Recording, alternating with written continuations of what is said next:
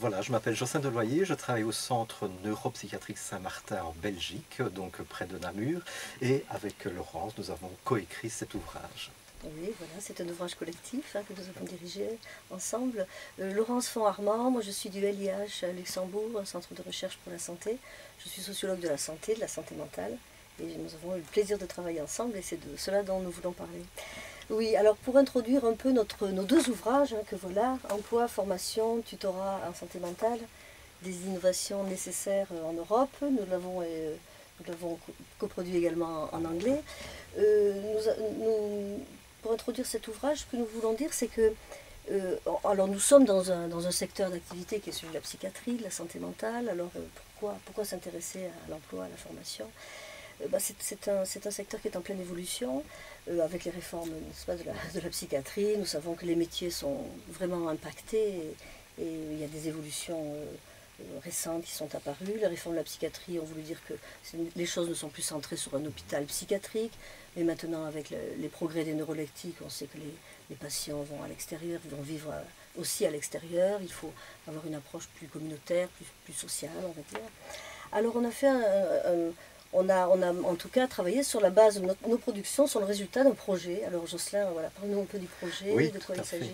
Donc, comme tu le dis, Laurence, donc, la base du projet, c'est d'essayer d'adapter aussi les compétences des jeunes professionnels en santé mentale vis-à-vis des nouveaux défis du secteur, des défis actuels du secteur. Et alors, en fait, c'est un projet de 3 ans qui a regroupé une dizaine de pays européens, avec plus ou moins 30 centres au travers l'Europe qui ont été impliqués, qui ont été vraiment partenaires de ce projet. Et ça a été une, une belle entreprise collective, je vais Bien dire, sûr, puisque ouais. plus ou moins 150 stagiaires se sont déplacés en Europe durant ces 3 ans.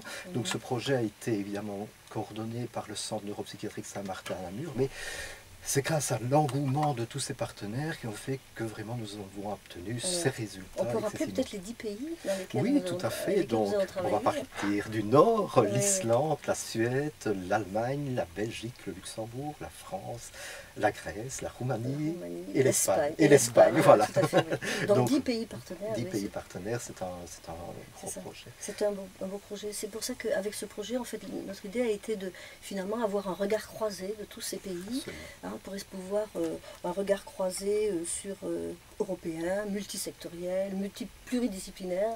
Ça, c'est la force aussi de ce projet, qui s'inscrit dans de la recherche interventionnelle. Et c'est en fait de montrer quelles sont les évolutions des métiers, l'échange des pratiques entre professionnels en Europe.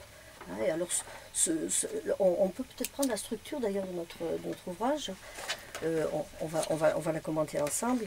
On est parti sur l'idée que il fallait présenter le projet, bien sûr. Chapitre 2, 3 présente le projet, l'inscrivent dans la recherche interventionnelle en promotion de la santé mentale. Ensuite, nous avons eu à travailler sur les évolutions de l'emploi. On a présenté les évolutions de l'emploi. C'était d'ailleurs le résultat d'une journée à Paris. D'une journée à Paris, tout à fait, au ministère de la Santé, qui avait été très riche en intervention de... Voilà, alors on s'est basé un peu sur ces travaux qui sont des travaux d'intervention dans le cadre d'une conférence. Et puis on a voulu faire un focus aussi sur l'empowernement des familles et des usagers, avec 2 chapitres consacrés à la thérapie interfamiliale. Et puis les expériences en donnant la parole à des collègues qui ont reçu des jeunes professionnels dans leur pays, et d'autres qui sont allés. Oui, tout à fait. Donc c'était important aussi qu'on ait cet apport en fait, des stagiaires qui ont voyagé, mais aussi des tuteurs qui les ont reçus pour voir un peu quel était le bénéfice croisé de ces personnes. Voilà. Et puis l'ouvrage se termine par 2 chapitres, l'un sur l'évaluation du projet, sur les 3 ans de projet.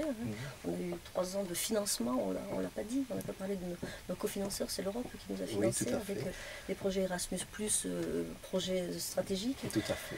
Alors bon, ça c'était important de faire une évaluation pour eux et puis pour nous tous. Et puis nous avons également consacré un chapitre à comment en fait ce projet apportait aussi quelque chose sur la recherche, sur la dimension de la recherche en psychiatrie, en santé mentale, en santé publique en tout cas.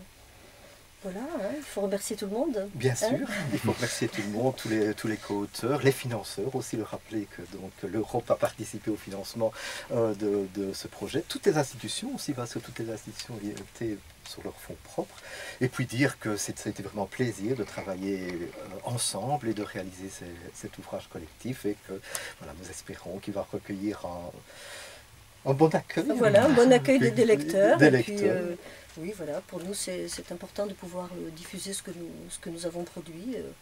Et puis nous espérons que les choses eh bien, se renouvellent, hein, pour d'autres projets. Voilà. Merci. Merci.